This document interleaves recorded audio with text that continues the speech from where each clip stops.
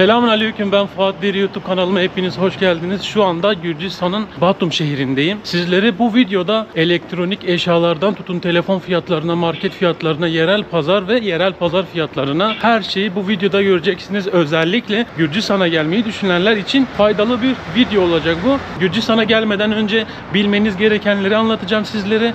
Dikkat etmeniz gerekenleri anlatacağım. Fiyatlardan bahsedeceğim. Türk lirasıyla Gürcistan gezilir mi? Ondan bahsedeceğim. Hazırsanız videoya geçelim. Gayet güzel. Çok güzelmiş. Arkadaşlar tavuğu böyle haşlamışlar. Arkamda koca depolarda benzin var şu anda. Arkadaşlar bu gördüğünüz domates yani. Bu domates. Arminda madloba. Madloba. Çok teşekkür ederim. Böyle o ineğin kalbiymiş. İneğin kalbiymiş. How much kilogram? 1 litre yonca yağı 7 lari. Omlet var. Omlet 12 lari'den başlıyor. Bu şekilde mi yeniliyor? İsteyen farklı şekilde de yiyebilir. Ben bu şekilde yiyorum.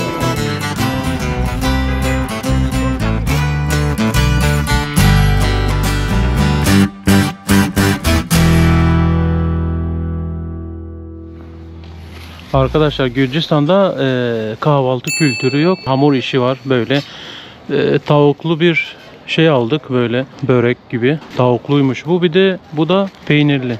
Zaten pek kahvaltı yapan biri de değilim. Hani maksat midede bir şeyler olsun. Bakın içinde tavuk var böyle. Bolca tavuk koymuşlar. Önce tavuklu yiyeceğim. Zaten peynirliyi denemiştim. Tavukluyu hiç denemedim. Bunun tanesi 3,5 lari. İkisinin toplamı 7 lari. Gayet güzel. Çok güzelmiş. Arkadaşlar tavuğu böyle haşlamışlar. Biraz da kızartmışlar ve içine koymuşlar. Çok güzel. Nasılsınız arkadaşlar? Umarım herkesin keyfi, sağlığı yerindedir. Güzel bir gün geçiriyorsunuz veya gününüz güzel olsun inşallah. Öyle umuyorum. Bu videoda dediğim gibi market fiyatlarından bahsedeceğim sizlere. Buradaki yerel halkı, yerel pazarı göstereceğim ve Gürcistan'a gelmeyi düşünenler için Gürcistan hakkında bilgiler vereceğim sizlere. Yani Türk lirasıyla Gürcistan gezilir mi? Gürcistan pahalı mı, ucuz mu? Ondan bahsedeceğiz. Zaten fiyatları gösterince az çok ortalama ucuz mu değil mi? Hep beraber bunu anlayacağız. Yaklaşık 1 kilometre ileride yerel pazar var. Yerel halkın alışverişlerini yaptığı bir pazara gideceğiz. Her zamanki gibi klasikleşmiş bu. Gittiğim ülkelerde, şehirlerde bunu merak ediyorum. Yerel halkın yaşamı nasıl? Oradaki meyve fiyatları olsun. Gayet güzel oluyor. Hani oraya gidince insanların alışveriş yapmasını gözlemliyorsunuz. Yerel pazardaki numunelerden tadabiliyorsunuz. Onları deneyebiliyorsunuz. Bu gerçekten kültürel zenginlik oluyor. Gürcistan'a gelirseniz kilit kelimeler bunlar. Gamarjoba merhaba demek. Madlova teşekkür etmek, yani teşekkür ederim demek. Arminda istemiyorum. Yani özellikle taksiciler gelirse yanınıza Arminda diyeceksiniz. Ara Arminda. Hayır istemiyorum diyeceksiniz. Sebze meyve tezgahları başladı buradan arkadaşlar. Hemen önümüzde büyük bir pazar varmış. Orayı göstereceğim sizlere. Oraya giderken böyle bu tezgahtaki fiyatları da görün istedim. Elma 2 lari. Bu elma 2 lari. 2,5 lari. 2,5 lari. Muzun kilosu ne kadar acaba? Gamarjoba. Banana how much lari? 5,5. 5,5 lari kilosu. Burada da böyle aynı fiyatlar hemen hemen. Bu domatesin kilosu 8 lari. Patlıcan 8 lari. 8,5 lari.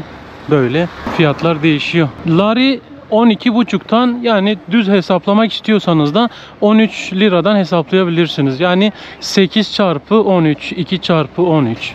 Batum'da böyle bir yerin olduğunu bilmiyordum. Batum deyince insanın aklına böyle tatil yeri, lüks yerler gelir ya, hani büyük binalar, gökdelenler. O gökdelenlerden çıktık biz. Arkamızda kaldı. Bakın gökdelenler şurada. Şurada büyük bir tane kilise, katedral var. Oradan çıktık. Gecekonduların olduğu bölüme geldik. Küçük evlerin olduğu bölüme geldik. Bu arada şimdiden kanalıma abone değilseniz abone olmayı unutmayın. Duygu ve düşüncelerinizi yorum kısmına belirtebilirsiniz.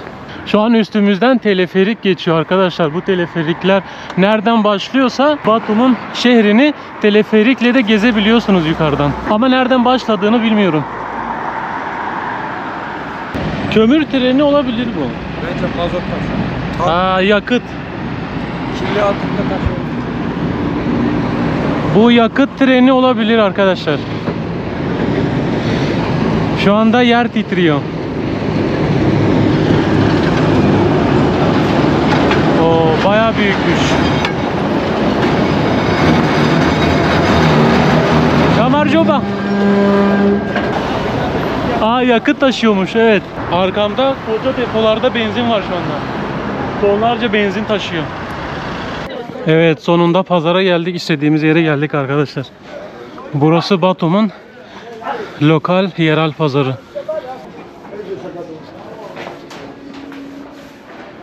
Burada kuru yemişler biraz uygun geldi bana, kuru yemişlerin fiyatı. Sizlere kuru yemişin fiyatlarını göstereceğim. Sizce uygun mu değil mi? Yorumda belirtirsiniz onu.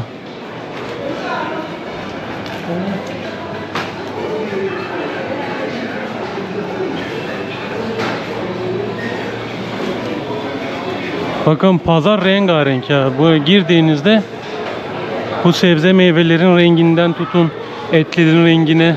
Etler dışarıda sergileniyor.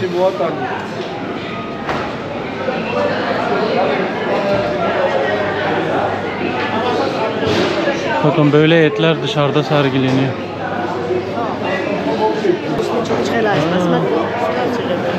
Arminda. Madlova.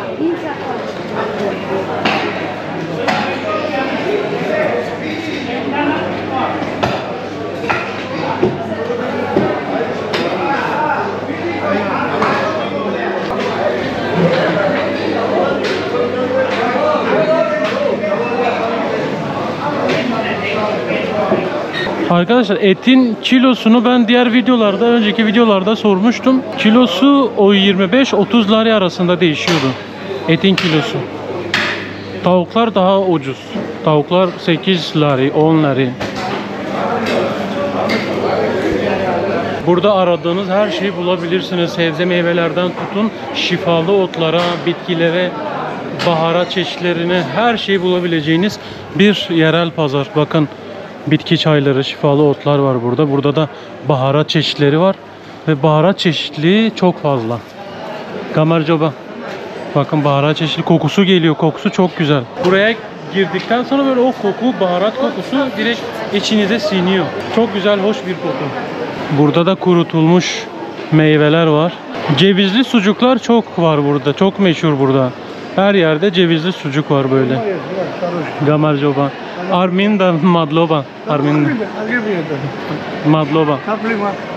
Madlova. Arminda. Ben zaten almıştım birkaç tane. Güzel yani, enerji veriyor. Ben enerji versin diye aldım. Bakın bitki çayları var böyle. Bunları böyle çayın içine de koyabiliyorsunuz. Diyelim ki çayı demlediniz, çay hazır oldu. O bitki şeylerini içine koyuyorsunuz. Farklı bir tat veriyor, tat katıyor. Her kısımda ayrı bir şey var. Şu kısım kasap et kısmı, bu kısım manav yani meyve sebzelerin satıldığı kısım. Böyle ayakkabıların satıldığı kısımlar da var. Bunlar domates. Nasıl domates? Arkadaşlar bu gördüğünüz domates yani. Bu domates. Cherry. Evet. Domates. Daha domates, evet. Domates. Bakın bu da domatesmiş. Bunu ben ilk defa gördüm mesela. Ha?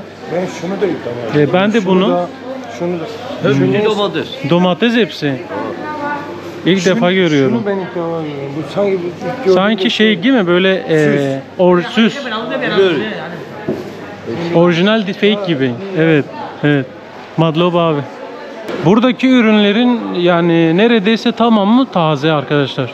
Burada da peynir satanlar. Peynir kısmına geldik. Peynir ve turşu kısmına geldik. Turşunun kokusunu duyabiliyor musun? Çok güzel kokuyor turşu. Arminda Madlova. Madlova. Çok teşekkür ederim. Böyle ikramlardan faydalanabilirsiniz. Madlova. Burada ben yerel pazarı bu şekilde seviyorum. Bu yüzden seviyorum. Gezdiğiniz zaman sizlere böyle ikram ediyorlar. tadına bakın diye numunelik ikramlarda bulunuyorlar. Gerçekten çok güzelmiş. Bu da böyle turşu bölümü. Gürcistan'da kurutulmuş balıklar çok yaygın. Hamsiler kurutulmuş, bunlar kurutulmuş böyle. Bakın ceviz var burada. How much lari? 18 lira. 18 lari. Bu 18 lariymiş kilosu. Madlov abi. Burada genellikle Türkçe de biliyorlar. Yani az çat pat Türkçe konuşan görebilirsiniz burada. Bakın yumurtanın kolisi 13 lari. Sizlere peynirin fiyatını sorabilirim. Cheese how much lari? Cheese? 1 kilogram. 1 kilo 20 lira. Thank you Madlova. Bakın burada da 15 larıymış. Büyük ihtimalle köy yumurtaları olacak. Benim naçizane düşünceme göre buraya Gürcistan'a veya herhangi bir şehrine gelen turistlerin bu yerel pazarı bence gezmeleri gerekiyor. Çünkü aradığınız belki ürünler burada satılıyor olabilir. Belki bir şeyler alırsınız buradan ve gerçekten paketli halde bunları da satıyorlar ve bunlar böyle baharat. Şöyle paketlemişler. How much total? Lari. Bakalım kaç. Ha 7 lari. Bu toplam 7 lari. Şöyle. Madlova. Çok güzel paketlemişler.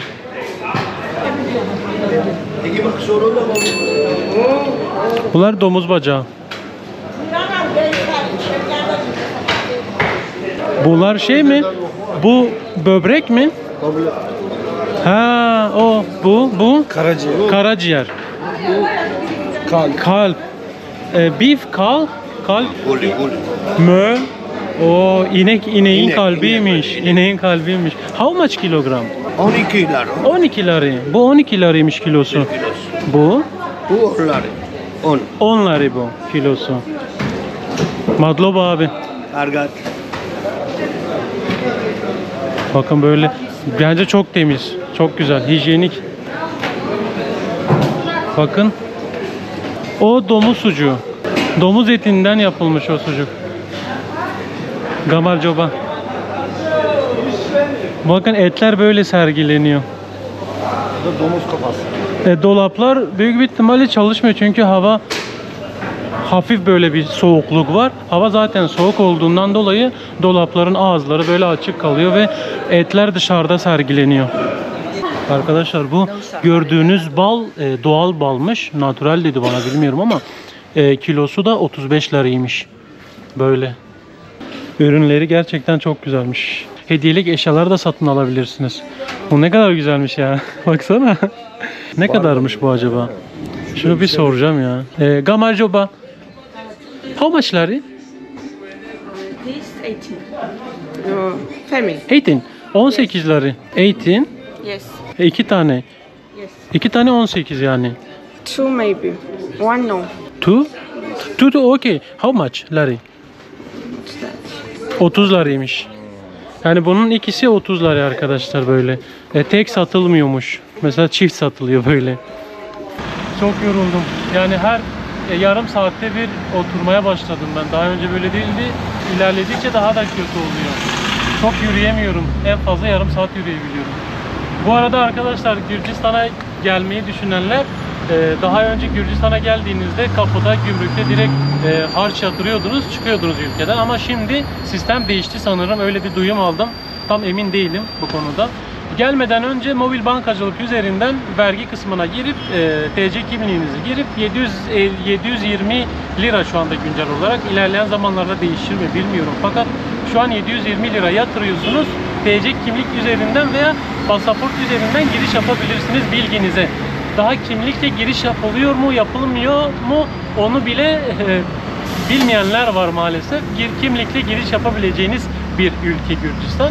Ama dediğim gibi işinizi garantiye almak için öncesinde parayı yatırın. Koltaneden de yatırabilirsiniz. Mobil bankacılık üzerinden de yatırabilirsiniz. Belki de gümrükte de bu işlem olabilir. Ben mesela parayı peşin verdim, girdim.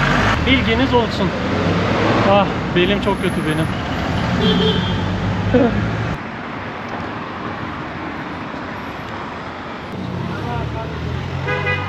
Gorzani Washingtoni mandarini yakan Gorzani.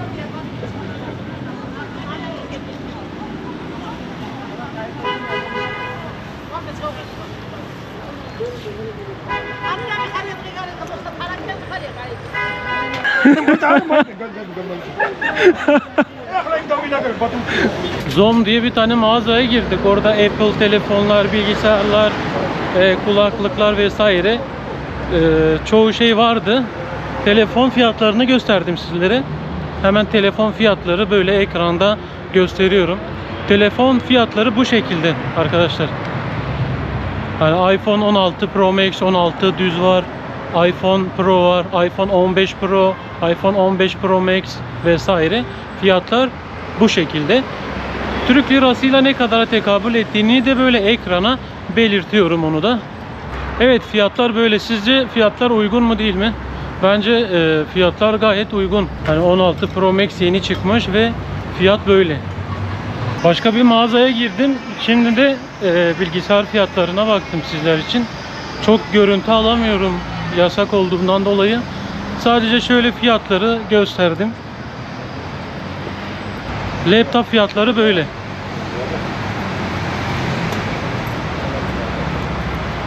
Haydi gidelim. Evet. Arkadaşlar sakın burada yapmayın bunu. Gürcistanlılarla tartışmaya bile girmeyin. Kavga ederseniz çok kötü olur sizin için. Haklı olsanız bile haksız duruma düşüyorsunuz. Suçlu siz oluyorsunuz. Burada turistler suçludur her zaman. Buna dikkat edin. Kimseyle ne tartışın ne de kavga edin. Aman diyeyim. Çok kötü olur. Kardeşim, karşıdan karşıya geçerken bu yolu kullanmazsan eğer ceza yeme ihtimalin çok yüksek. Mesela buradan geçelim. Buradan geçince sıkıntı yok. Kırmızı yanıyor. Şu an arabalara kırmızı, bize yeşil yanıyor. Fakat burada değil de şuradan karşıya geçerseniz polis olursa eğer direkt gel kardeşim diyor. Gel buraya. Seni kenara çekiyor.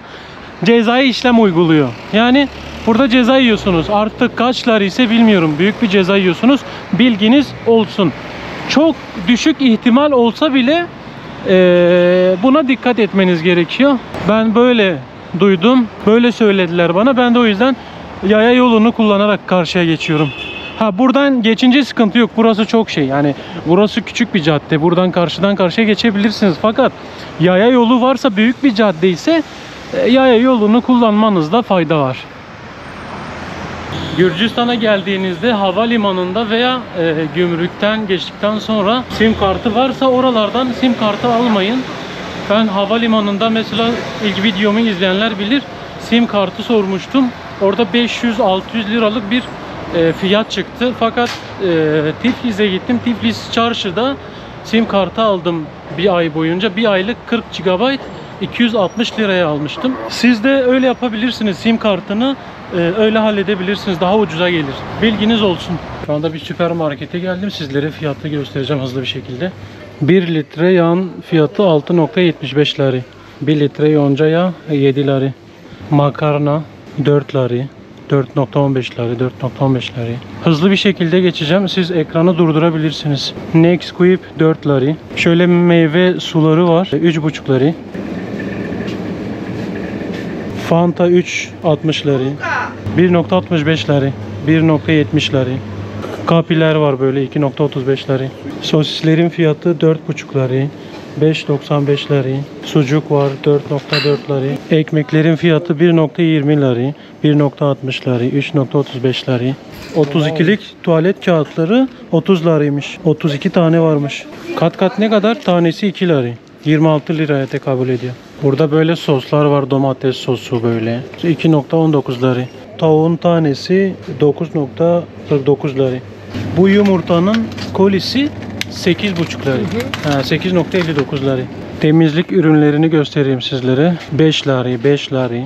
Böyle 5.95 lari. Bunları 13'e çarpabilirsiniz. 9.95 lari. Yani 130 liraya tekabül ediyor bu. Şampuanlara bakalım. 4.5 lari. 8.50 lari. 10.85. Ariel var böyle 14.90.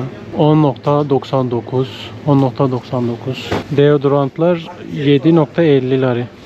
Fiyatlar, market fiyatları nasıl sizce arkadaşlar? Uygun mu değil mi? Ekrana zaten Türk lirasıyla ne kadara geldiğini yazıyorum. İsterseniz de gördüğünüz fiyatları düz bir hesap yaparak 13'e çarpabilirsiniz. Yemekler de ortalama şöyle: bir kahvaltı 2,5 lari, 3 lari, 3,5 lari arasında değişiyor. Videonun başında gösterdim sizlere. Biz 7 lari ile, toplam 7 lari ile kahvaltı yaptık. Yani kişi başı 3,5 lari ile kahvaltımızı yaptık. Kahvaltı da haçapuri, hamur işi. Burada öyle Türkiye'deki gibi kahvaltı istiyorsanız eğer, var öyle restoranlar, Türk restoranları vesaire var. Ama onlar biraz daha pahalıya patlayabilir sizler için. Bilginiz olsun. Yemek fiyatları da şaurma 10 lari'den başlıyor. Şu ana kadar en düşük 10 lari. Ben şaurma yedim, tavuk döner yedim. 10 lari'nin aşağısında tavuk döner görmedim. En pahalı şaurma 16-17 lari, en düşük 10 lari. Bu arada hostel fiyatları da kişi başı 250 liradan başlıyor. Eğer ki bizim gibi hostelde kalmak istiyorsanız 250-300 liradan başlıyor. Bizim kaldığımız hostelde, temiz bir hostel, böyle temiz olsun, sessiz sakin olsun derseniz de 300-315, yani 25 lari'den başlıyor. Eğer ki çok iyi hostellerde veya otellerde konaklamayı düşünüyorsanız da kişi başı 700 lira, yani kişi başı 50 lari, 60 lari, 70 lari gözden çıkarmanız gerekiyor. Şimdi berbere geldim, tıraş olma zamanı geldi arkadaşlar. Burada 20 lariye tıraş olacağım. 20 lari yani 260 liraya tekabül ediyor. Türkiye'den daha ucuz, o yüzden burada tıraş olup öyle Türkiye'ye döneceğim. Beni tıraş edecek abi. Puli mireția am asta, ori am asta gigi și păcane вообще. Gagi înțegam parse eu că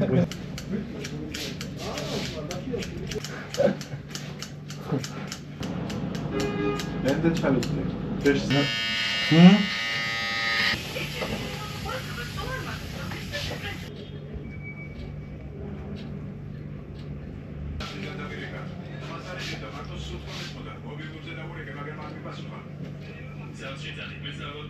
Nasıl oldu arkadaşlar tıraş? Bunu biraz kesmesini istedim fakat dedi kesme, güzel duruyor dedi. Dokunmak istemedi. Böyle dursun bakalım. Şimdi bir restorana geldik. Sizlere fiyatları göstereyim öncelikle. Hinkali yemeye geldik sizlere. Son videoda hinkali yiyeceğiz Gürcistan'da. Biliyorsunuz ki Ermenistan ve Azerbaycan'da hinkali yemiştim. Bakalım Gürcistan'a has olan hinkali Gürcistan'da tadı nasıl? Sen daha önce hiç yemedin değil mi İmran? hiç yemedim. Allah Allah. İlk defa. Hiç. Evet. Bakın fiyatları göstereyim sizlere. Böyle omlet var. Omlet 12 lari'den başlıyor. Salatalık var 14 lari, 11 lari. Şöyle hızlı geçiyorum. Burada haçapuri var. Yumurtalı haçapuri 15'ten başlıyor. Arkadaşlar hinkali şöyle peynirli ve patatesli varmış. Tanesi de 1,5 lari, 1,65 ve 2,5 lari. Yani en fazla 2,5 lari bir tanesi. Bence çok uygun. Burada pizza var. Pizza da en ucuzu 17 lari. Çorba var. Çorba 14,5 lari. Pirzola var. Pirzola en düşüğü 19,5 lari. Şiş kebap var. 10 lari'den başlıyor. Kebap var 17 lari sanırım ya da 15 lari. Balık var. Balığın en ucuzu 21 lari. Sence fiyatlar nasıl? Fiyatları çok iyi. İyi değil mi? Bence hinkali'nin fiyatı iyi. Ben Ermenistan'da tanesini 55 liradan yemiştim. Azerbaycan'da da tanesini herhalde 70 liradan yemiştim. Çok pahalıydı oralarda. Bunlar da içecek fiyatları arkadaşlar. Şöyle hızlı bir şekilde geçiyorum. Kola var, böyle alkol var buralarda. Böyle içecekler de normal, yani biz zaten yanında soğuk bir şey içeriz. Burada değişik bir sistem var. Mesela burada 5 tane, minimum 5 tane isteyebiliyorsunuz. 5 tanesi de ya etli olacak ya da peynirli oluyormuş. Ben de 5 adet peynirli istedim. 5 adet de etli istedim. Bu arada şuna dikkat etmeniz gerekiyor. Domuz eti olmamasını dile getirin yani. Dile getirmezseniz domuz eti getiriyor sizlere. Ama arkadaş sordu bana domuz eti mi olsun diye. Ben istemedim, domuz eti olmasın, ya dana eti ya da koyun eti fark etmez dedim. Ama koyun eti getirecek sanırım.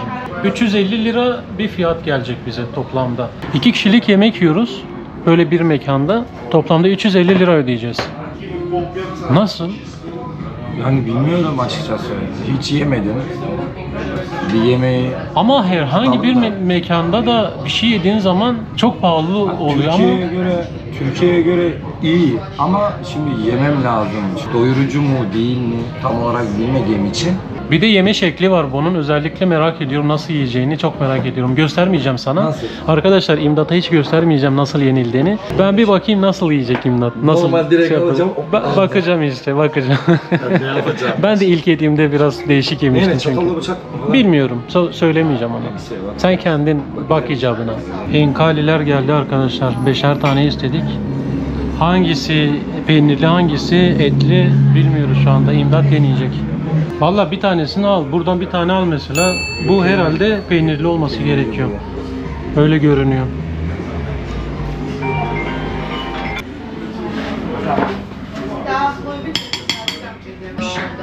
Tamam, peynirliymiş bu. Bu şekilde mi yeniliyor? Ben bu şekilde yiyorum. İsteyen farklı şekilde de yiyebilir. Tadı nasıl?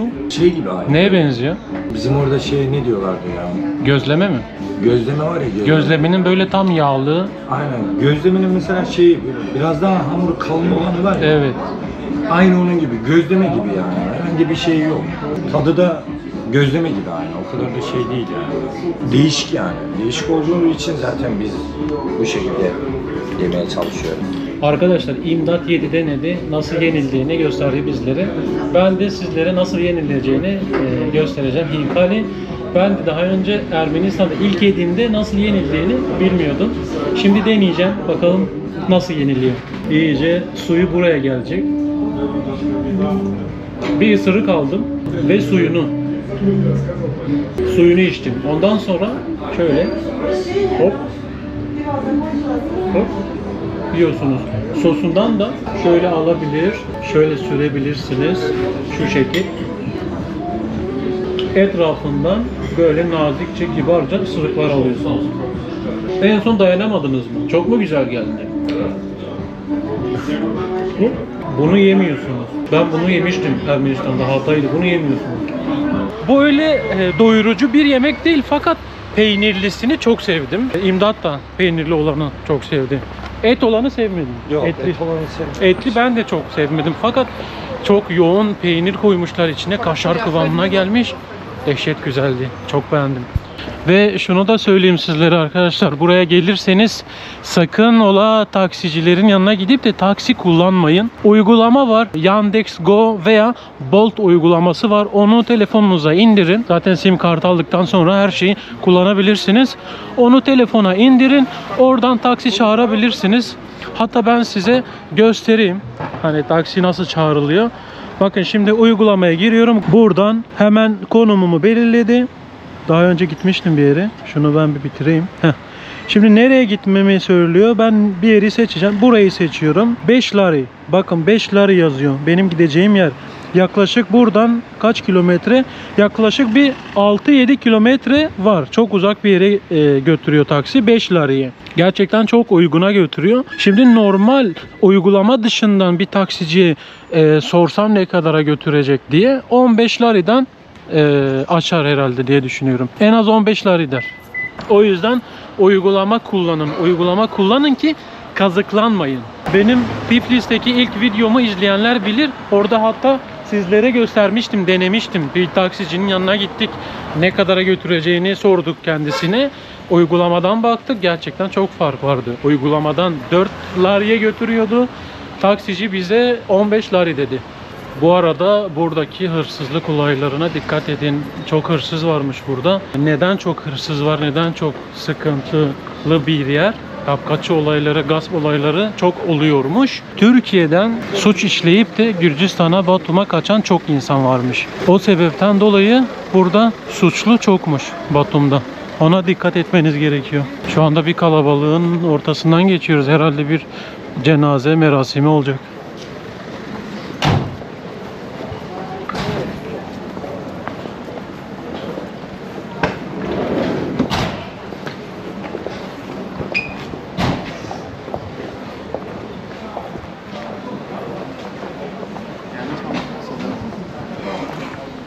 üzücü bir ana denk geldik ya. Yani ailesine sabırlar diliyoruz. Burada dediğim gibi hırsızlık olayları çok oluyor. Ona dikkat etmeniz gerekiyor. Ben Gürcistan'a geldiğimde beni uyardılar. Hatta Tiflis'teki burada yaşayan birkaç tane Türk'le karşılaştım. Onlar beni uyardı. Batum'a gideceğimi söylediğimde beni uyardılar. Şimdiye kadar hiçbir sorun yaşamadım. Hiçbir gasp olayı veya hırsızlık olayına denk gelmedim. Umarım seyahatlerim boyunca hiç denk gelmem, hiç rast gelmem. Öyle bir şey yaşamam. Hiç kimse öyle bir şey yaşamak istemez.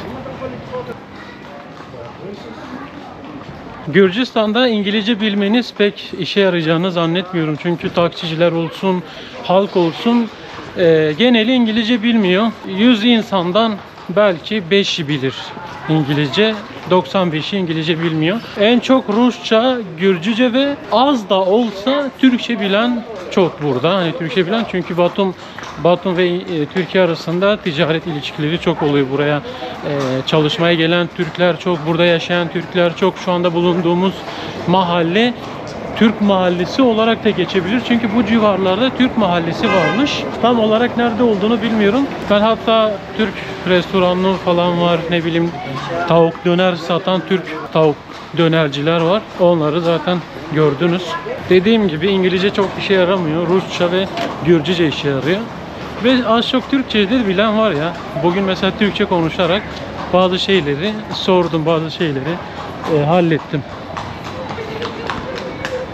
Neyse arkadaşlar, bu video bu kadar olsun. Umarım çok faydalı bir video olmuştur sizler için. Sizlere market fiyatlarını gösterdim. Telefon fiyatlarını gösterdim. Bilgisayar fiyatlarını gösterdim. Kuaför gittim, tıraş oldum. Kuaför fiyatlarını gösterdim sizlere. Yerel pazarı gezdik. Yerel pazardaki halkı gösterdim sizlere. Esnafı ziyaret ettik. Çok yorucu bir gündü benim için, özellikle sabah saat 10'dan beri dışarıdayım. Şu anda saat 3-3.30'a geliyor. Yani yarım saat yürüdükten sonra bir 10 dakika 5 dakika oturmak zorunda kalıyorum. Benim belimden dolayı. Bunu çok da sık sık dile getirmek istemiyorum. Fakat gerçekten belim çok kötü benim. Bir an önce buna bir çare bulmam gerekiyor. Neyse, videoyu bitiriyorum arkadaşlar. Gürcistan serisinin sonuna geldik. Kendinize çok çok iyi bakın. Videoyu buraya kadar izlediğiniz için hepinize müteşekkirim. Teşekkür ederim. Beğenmeyi, varsa duygu ve düşüncelerinizi hemen şimdi yorum kısmında belirtirseniz orada sizlere cevap vermeye çalışacağım. Yorumlarınızı elimden geldiğince, fırsat buldukça okumaya çalışıyorum. Ve mobil uygulamadan beni izliyorsanız eğer HP puanı var.